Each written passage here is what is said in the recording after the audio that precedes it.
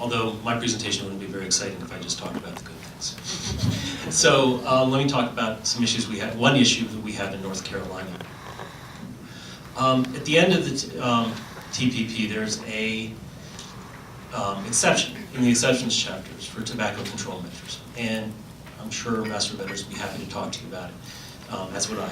But it essentially says that tobacco companies are going to lose their right to defend themselves in courts of law.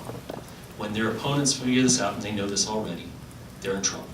And when tobacco companies are in trouble, they don't write contracts to growers. When they don't write contracts to growers, that affects North Carolina.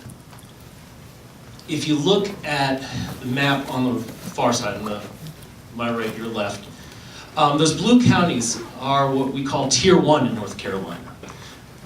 Tier 1 is our way of saying, nice way of saying, really poor counties.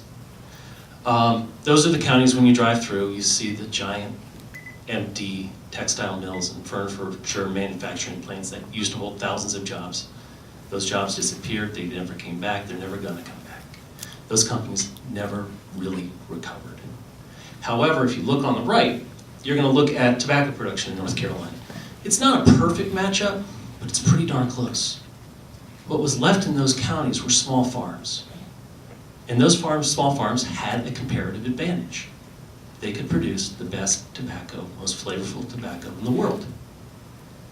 Those small farms had to bring in H-2A labor.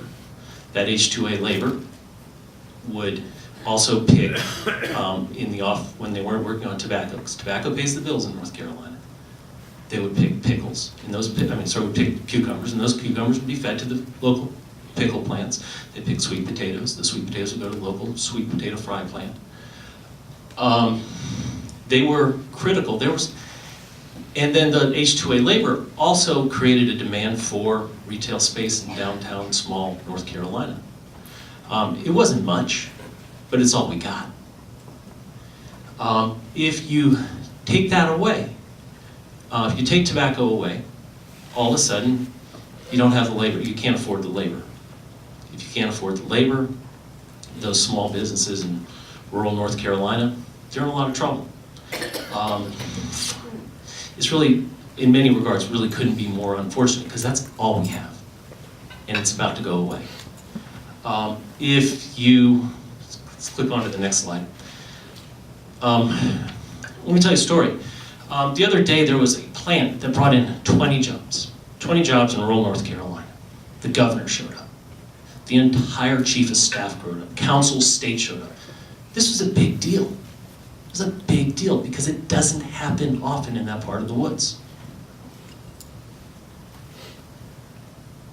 Tobacco tobacco exports, the exports only estimate to support over 18,000 jobs. How long is it going to take to replace those? You'd have to measure it in generations. This is scary for us. And when you see, North Carolina legislators fighting against this, and I know there's a big temptation to say, oh, they're just in the pocket of big tobacco. But from our perspective, they're our last hope. Where are we going to go from this? Well, thank you very much for your time. I appreciate you hearing our story.